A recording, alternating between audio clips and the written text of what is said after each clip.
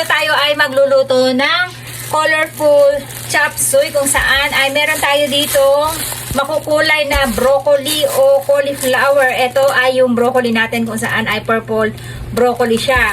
And then, ito naman yung ating cauliflower na kulay puti at ito naman yung cauliflower natin na purple.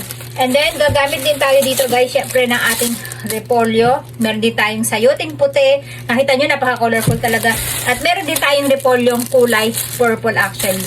So, ang gagamitin lang natin dito guys ay sibuyas, bawang at hipon with clams na maliliit. Hindi tayo nakapagtanim ng sibuyas. Hindi tayo makakita pa ng mga punla na pansibuyas. Hoping ay makakita pa tayo. Makahabol tayo ng ani ng ating sibuyas. Ang bango ng sibuyas.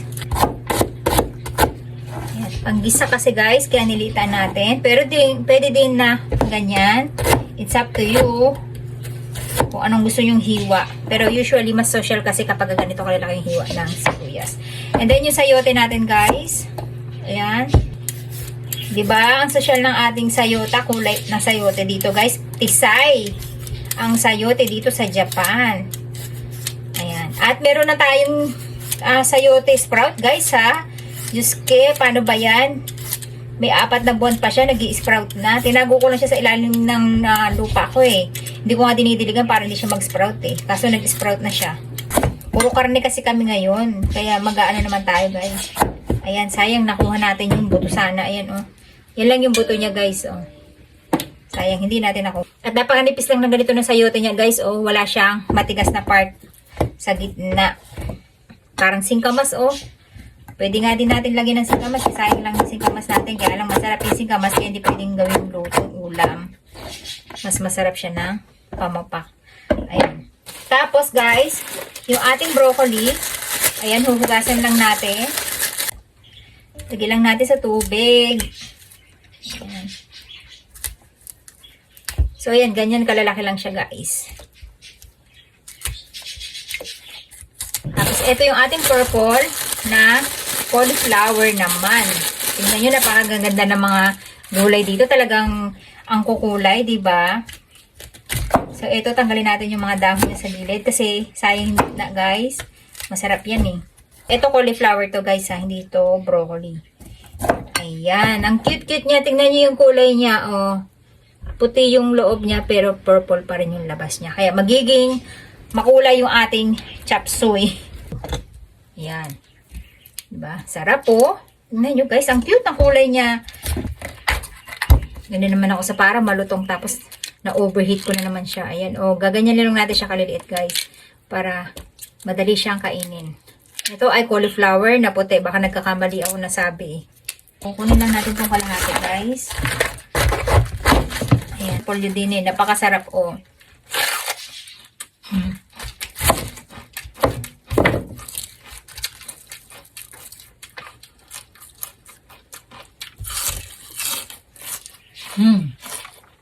Ang sarap guys.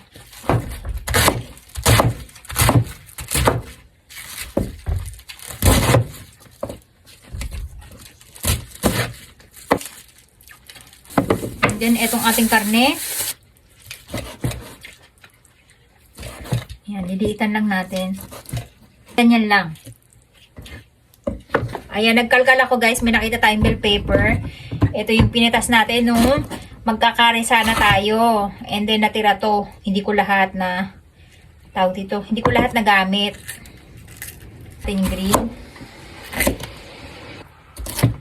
Ayan. Masarap din kasi sa chop suey guys na mayroong bell pepper. So, hindi ko na sinama guys yung purple repolyo na kasi baka yung sabaw natin ay maging kulay blue. Yung bawang natin na gagamitin guys ay paste lang. And meron din tayong bell pepper. Syempre, gagamitin natin itong ating seafood mix. Ayan, meron na siyang tulya, may hipon at puset. Ano? Ayan. And then, hahaluin lang natin siya. Ayan, para magisa natin yung ating karne. Bawang. Ayan. And maglalagay tayo ng ating seasoning guys. Ito, kahit anong luto nyo, kahit walang karne, basta meron ito ay sasarap. Weifa naman yun. Weifa ang pangalan naman niya. So, ayan guys, naglagay lang tayo ng isang kutsara. Di bale yan kasi isang kutsara lang lahat yan guys, ha. Mag-a-add lang ako ng konting asukal. Ayan, pampatamis lang ng pampalabas lang ng tamis ng gulay natin. Yung sayote natin, ilaglag na natin. Ayan. Asin with betchin na to guys. Ayan. Ajinomoto. Asin at Ajinomoto.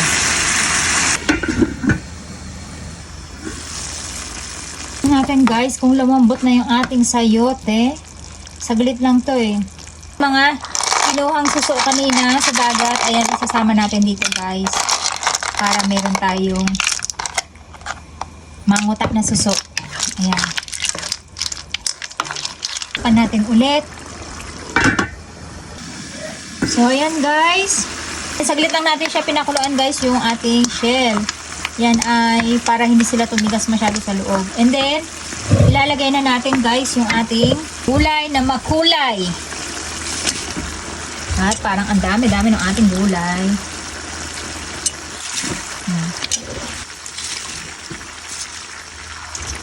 Yung nasa ilalim ay madali siyang maluluto. Ayan.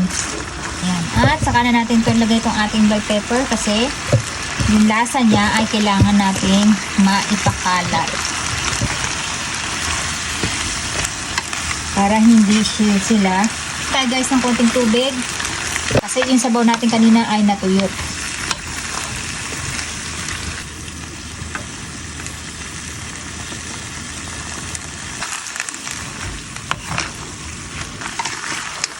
So, ayan, bibilisan lang natin yung paghalo guys. Malakas yung apoy natin yan para mahalo na, kumulo sila ng kumulo kagad sa ilalim. Takpan lang natin ng at least 1 minute.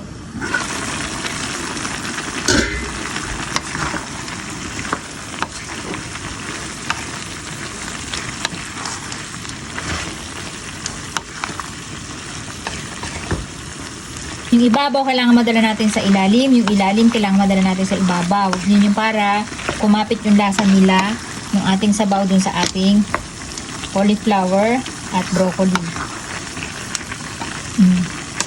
Mas masarap yan guys kung may mushroom kayong ilalagay. So tayo hindi tayo nakapaglagay ng mushroom. Hindi tayo naglagay guys ng itlog ng pugo, sayang. Ayan guys, luto na yung ating colorful chop suey. Napakaganda ng kulay ng ating chop suey guys. Tingnan nyo, may red, may violet, may white, and yung ating yellow broccoli. Ayan, naging yellow na. So, ayan, tikman na natin guys.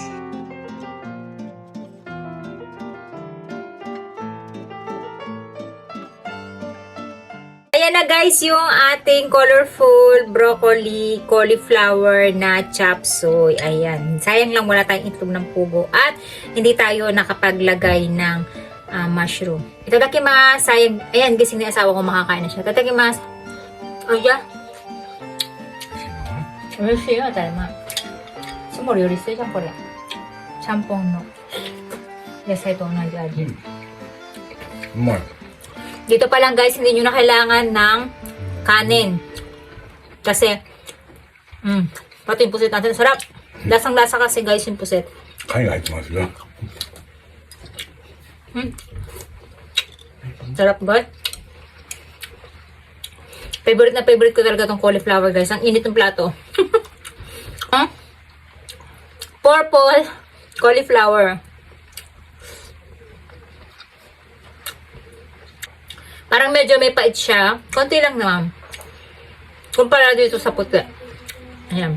Buti hindi kumulay dun sa sabaw natin guys. Oh. Ang sarap ng cauliflower. Narinig nyo guys, ang lutong-lutong pa din. Kasi halos half cook lang. Yung purple broccoli natin guys na naging green na din.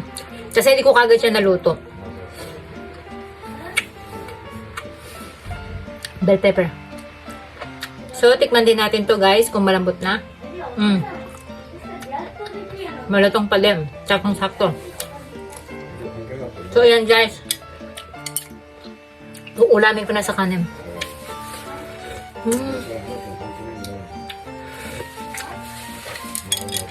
Yung sabaw natin guys, bagay na bagay sa champong. Alam niyo yung parang ramen na puro seafood lang. Ito yung pan-toppings, napakasarap niya. So yan guys, kakain na kami ng asawa ko.